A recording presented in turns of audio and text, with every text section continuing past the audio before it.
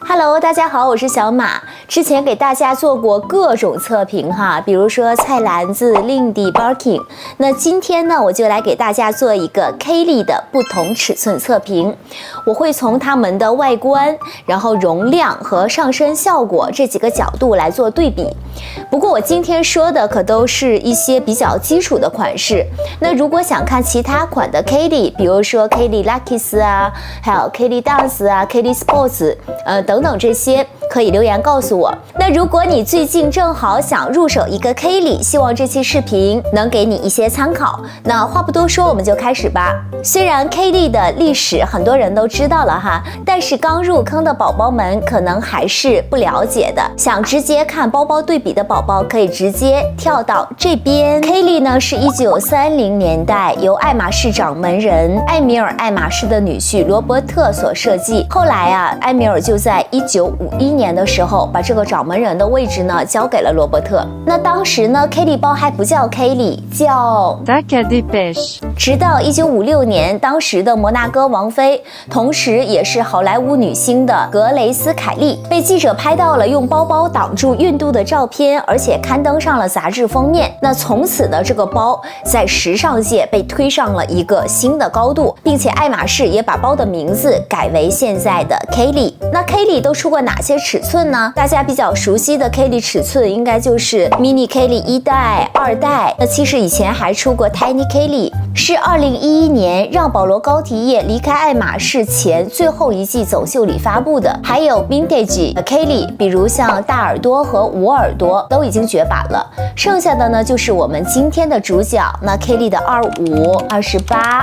然后32，还有35，当然还有更大的一些尺寸哈，比如说40啊，或者是这个50这两种尺寸。不过因为它们的容量肉眼可见就是很大的，不太需要做测评，所以今天就不在视频里仔细讲了。还没有开始就已经挖了2个坑了。那如果你是对 Mini Kaylee 感兴趣，也可以在看完这期视频以后，去看一下之前出过的米妮包的视频，我会把链接放在下面的信息栏里。好了，前面的铺垫有点长哈，可以开始我们的正题了。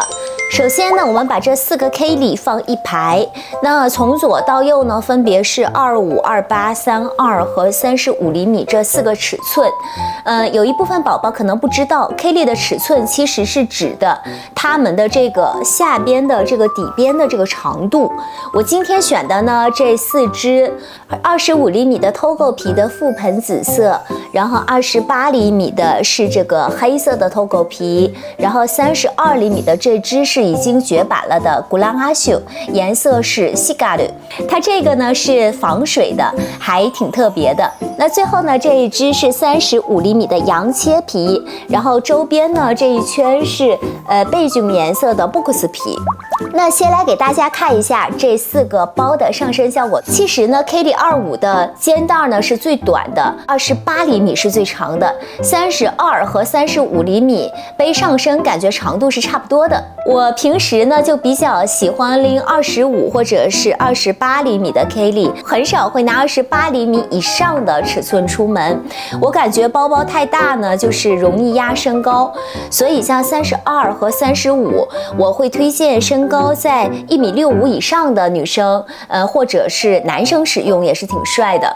那当然呢，如果你没有特别高，但是呢还是想拿大尺寸的话，也可以在这个手柄上就是绑上一条小丝巾，然后通过这种分散视觉重点的效果来转移大家对包包本身大小的这个关注。再给大家斜挎看一下好了。我个人呢其实是不喜欢把 Kaylee 斜挎的，这个包型斜挎我感觉有点伊瓦康，特别是35厘米哈，就是斜挎感觉像背一个邮财包一样，有点突兀。那接下来呢，我们来测一测容量。其实我感觉 Kaylee 要装一些日常用品是完全绰绰有余的。所以呢，今天呢我们就以通勤为前提，给大家测试一下能不能装得下笔记本还有电脑这些东西。那今天呢，我给大家准备了一个 A5 的笔记本，然后还有一个 A4 的文件夹，还有一个13寸的电脑，我们来给大家做一个简单的测评。那先来看25厘米的，这个是肉眼可见的，这样比一下就是肯定是装不下，明显这个笔记本已经比它大了很多。然后这个28厘米的，试一下吧。这个笔记本 ，OK， 完全是可以装下的。这个 A4 的肯定是装不下，电脑肯定装不下，电脑是装不下的。然后我们看这支32厘米的，这个是13寸的电脑，哎，不行，很吃力，在这个地方是卡住的，也不敢用力的往里装，这个 pass 掉啊，然后这个 A4 的文件。A4 的文件也不太行，除非把它这样对折才能装下，这个也不敢用力装。然后这个笔记本，因为28可以装下嘛，所以32肯定也是可以装下的。